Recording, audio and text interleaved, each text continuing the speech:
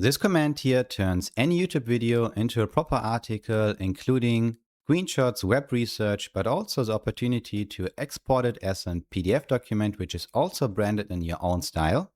And before we execute it, let me show you how it looks like.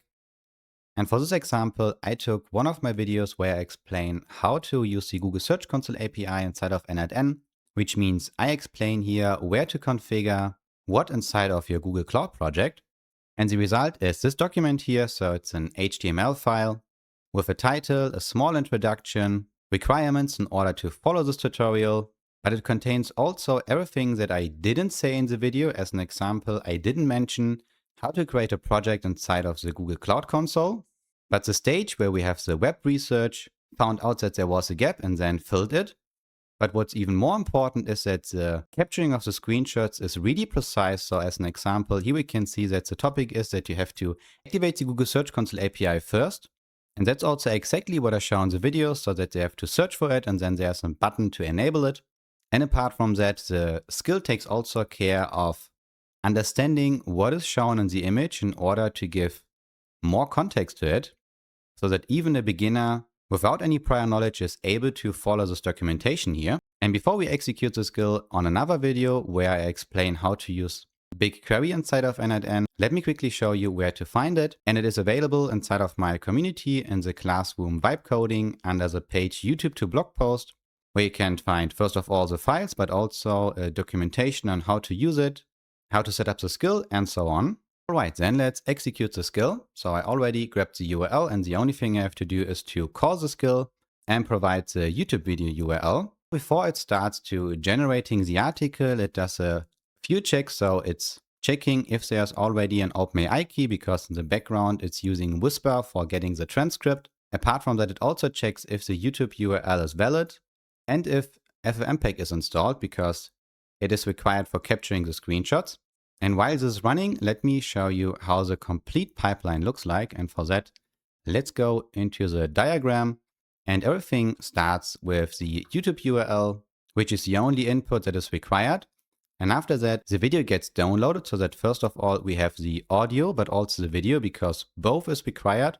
And once the download is complete, we can start with the analysis of the transcript. So we pass the audio file to Whisper, and then we get two files, a JSON document, which includes also the timestamps, which I will show you in a second, but also the transcript as a TXT file, which is important for the web research because we need to give Claude some context about the video itself. In the next stage, Claude reads the entire transcript and picks 5 to 8 moments where something important happens. This is also the moment where the screenshots are captured. And in order to be able to capture them at the right moment, so as an example here, that screenshot was perfectly captured.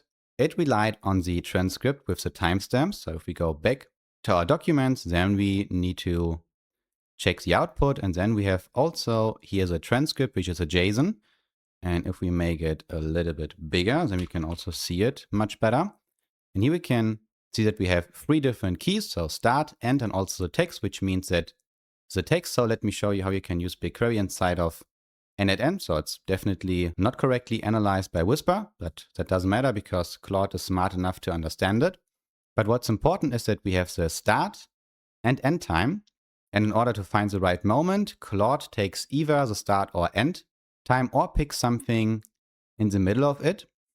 And once this is done, then the next step is to use FFmpeg to extract all the frames and save them into a folder where we capture all our screenshots. Because the screenshots are important for the next step, where it gets really interesting because Claude receives different inputs. First of all, the transcript, the time windows, but also the images itself, because this allows Claude to generate content that really fits with the image itself and also with the explanation that was extracted from the video.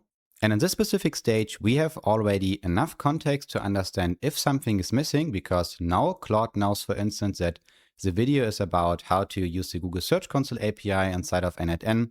And then it knows also that one of the requirements is to have a Google Cloud project. And if that isn't mentioned in the video, then it will add it as well, so that even a beginner can use it. And all of that, so the transcript, the research document, the context for the screenshots is then passed to the stage where Claude takes care of generating the complete article by combining all the sources, which is then saved in a markdown file, but also in two other documents, so an HTML document, but also a PDF document. And if you want to use your own brand colors and logo, then this is possible as well, because you can also configure that in a simple JSON. And then it will be used as an additional input for generating the PDF document. All right, let's check if Claude is already done. And if we remove the JSON file and then make it bigger, then we can see that Claude took care of generating the article, HTML file, and also PDF document. And all screenshots are saved in the screenshots folder. So let's check how the HTML document looks like. And for that, I will open it in my browser. So again, we have the title with a small introduction, including the requirements that are important in order to be able to follow this documentation here, which is, for instance, that they need a verified website in the Google Search Console, a Google Cloud project, and of course also NIN. And here we can see again that the capturing of the screenshot was perfect, because the first step is to activate the bulk data export, which is done inside of the Google Search Console under the Settings tab. And Claude was able to identify the right moment and used eventually FFmpeg to capture the screenshot. And if we scroll down, then we can also see the other chapters, which is enabling the API inside of the Google Cloud project. So if they don't do it, then they won't be able to query any data from a BigQuery table. And here the screenshot fits also to the chapter. So this is exactly the page where you can activate the API. And if we scroll further down, then we can also see that we have a image where you can figure the access control and permissions. So let's scroll further down to see the whole document.